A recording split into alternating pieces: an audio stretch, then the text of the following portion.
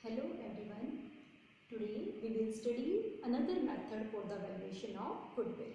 This is our super profits methods. Already we have done average profit method. Today we will discuss super profits. First of all, you must know the meaning of super profits.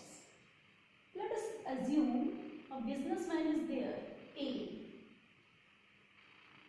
He has invested a capital of how much in the business? 30 lakh. And how much annual profits he has been earning? On an average, he has been earning rupees 4,50,000 per annum. Now, two more businessmen, B and C, they start the same business as A. Now, B has invested a total capital of 20 lakh and C has invested rupees 30 lakh. And in the first year, B has earned a profit of 2 lakh and C has earned a profit of 3 lakh. While average profits earned by A for the year, these amounted to rupees 4,50,000. Now, here normal rate of return, it is your 10%. Here also, at what rate of return he is earning profit? 10%. Yes or no? So, whatever new businesses are earning, that is termed as the normal rate of return. But as A has been in the same business for last too many years, that's why he has been able to earn more than 10%. You can calculate here. How much he is earning? How much he is earning? He is earning at the rate 15% per annum. Why he is able to earn 5% extra? Because he has earned a good name for the business. He has built up the reputation of the business. And this difference of 5%, that is termed as the super profits. Like you can see here, C has capital of 30 lakh and in the first year of business, he has been able to earn how much? 3 lakh. With the same capital, how much is earned by A? 4,50,000. This difference of 1,50,000, it is termed as the super profits. So, A is earning these super profits. Why? Because of his reputation, because of his goodwill. So, we will value goodwill of A's business on the basis of his ability to earn extra profits. And this we call as the super profit method for the valuation of goodwill. Now, how to calculate goodwill on the basis of super profits? Goodwill will be equal to super profits multiplied by number of years purchase. Now suppose A sells his business to another businessman D. Then D will be able to earn same profit because of the reputation of businessman A for the coming few years. And that coming few years, we know it as the number of years purchase. So, this will be the formula for valuation of goodwill under super profits method. It is equal to super profits into number of years purchase. Now, let us assume D, who has bought the business, he will be able to earn these profits up to 3 years. Then how much amount A will charge from D as his goodwill? How much is the super profit for A? 1,50,000. And for how many years? Buyer will be able to earn the same profit, 3 years. So the total value of goodwill will be 4,50,000. How much he will charge from D? He will charge rupees 4,50,000 from D. Now, whenever you are given the question to value goodwill on the basis of super profits, how will you proceed? First, you will write down the formula. Goodwill, this is equal to super profits multiplied by number of years purchased.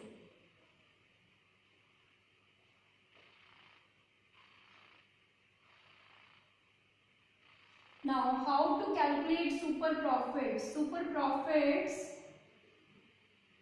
this is equal to average profits minus normal profits. Like in the example we have discussed, normal profits 3 lakh while A is earning 4,50,000. So average profits minus normal profits. You know how to calculate average profits. Again the meaning is same. Average, normal, operating, maintainable profits. And how to calculate normal profits? Normal profits, it will be equal to capital employed multiplied by normal rate of return divided by 100. This is how you can calculate normal profits. Now, we will see how to calculate capital employed.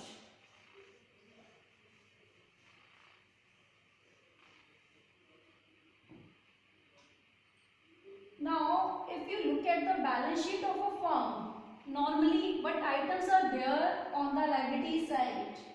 Outsiders liabilities, that may be current liabilities or that may be your non-current liabilities. Then what else is there? There may be undistributed profits, that may be in the form of reserves or that may be in the form of P&L appropriation. Then finally you will be having partners capital. Like two partners are there will be capital of A and B. If 3 will be there, 3 partners capital will be there. So 3 main items on the liability side. One is your outsiders liabilities, one is your undistributed profits and one is your partners capital. Then on the asset side, normally we have fixed assets like land and building, plant and machinery, furniture, etc. Current assets, third, it may be some non-trade investments. And some assets are there which have no value, like deferred revenue expenditure or profit and loss account debit balance. These are called as your fictitious assets. Now, while calculating capital employed, you must know the meaning of capital employed.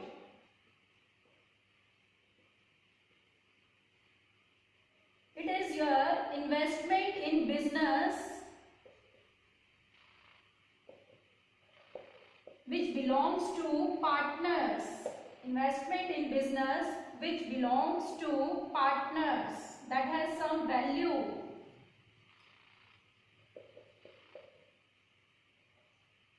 Now, if we take liability side approach, what amount belongs to partner? It is your this amount, yes or no? Reserves, P&L appropriation account, partners capital. It is partners capital plus undistributed profits. Now, some part of this capital that does not exist in the business, that is in the form of fictitious assets. So, out of this capital you will deduct fictitious asset and some amount is not invested in the business, that has been invested outside. While we are calculating what? We are calculating capital employed in the business. But I have written investment in business which belongs to partners. So part of their capital which has been invested outside, that we will deduct. So from liability side approach, what will be your formula for calculating capital employed? It will be partners capital plus undistributed profits minus fictitious assets minus non-trade investments. This is our first formula to calculate capital employed. Now the second formula. Second formula, we will take which side? Asset side, and approach is known as the asset approach. Now, total investment in the business that has some value. It is your fixed assets and current assets. It has no value and it is invested outside business, and what we have to consider only the value invested in the business. So it will be fixed assets plus current assets. Now, is the whole investment made by partners? No. A part of that investment belongs to outsiders. And but we need to calculate only that investment which belongs to partners. So, out of this total investment in the business, fixed assets plus current assets, what we will deduct? We will deduct outsiders' liabilities. This will be your second formula. Fixed assets plus current assets minus outsiders' liabilities. In outsiders' liabilities, there may be some current liabilities like creditors, bills payable, bank overdraft. Or there may be some non-current liabilities like loan from bank. This is how you can calculate capital employed. The formula for calculating capital employed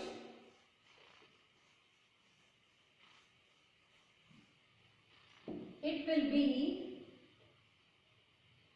capital employed.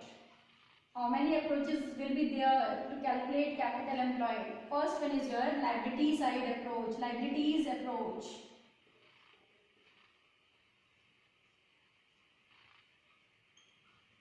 Here capital employed will be equal to partners capital, and in case current account balances are there, you will also add current account balances. Partners capital plus current account balances of partners,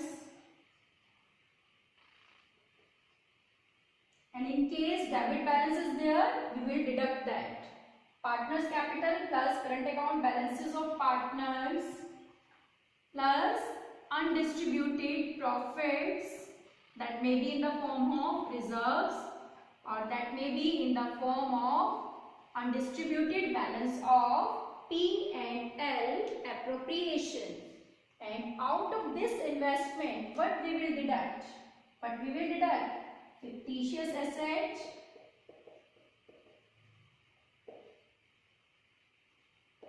minus the part which has been invested outside, non-trade investment.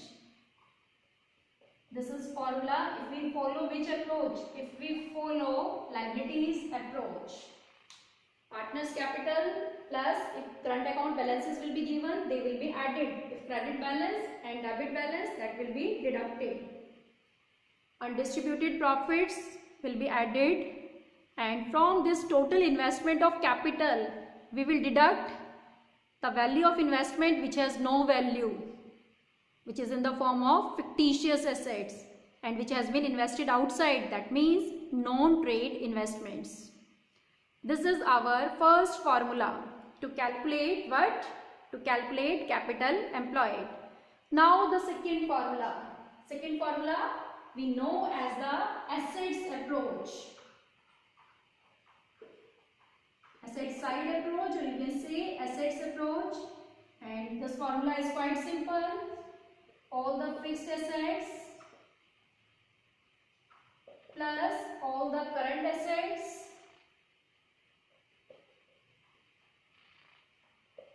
this is the total investment in business, and out of this investment whatever is contributed by outsider, you will deduct that. Outsiders liabilities.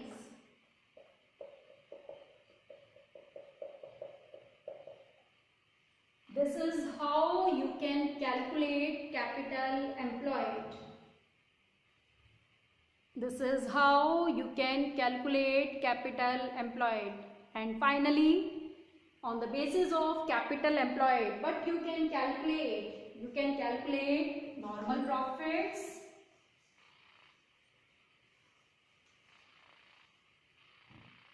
so on the basis of capital employed, what you will calculate? You will calculate normal profits. Then you can calculate what? Super profits. That you know the formula. Super profits, this will be equal to average profits minus normal profits.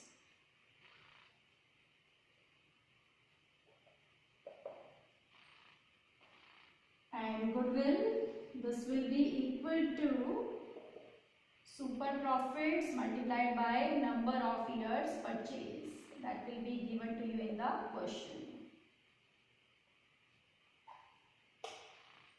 So this is how you can calculate goodwill by using super profits as a base. Now let us take a very simple example. Suppose in the question you have been given fixed assets rupees 50 lakh, cash say rupees 50,000, debtors rupees 1,50,000, stock let us assume rupees 3 lakh, then creditors are given to be rupees 2 lakh, and you are required to calculate goodwill on the basis of 2 years purchase, 2 years purchase of super profits. And what else is given in the question? Profits earned by the firm. Profits earned by the firm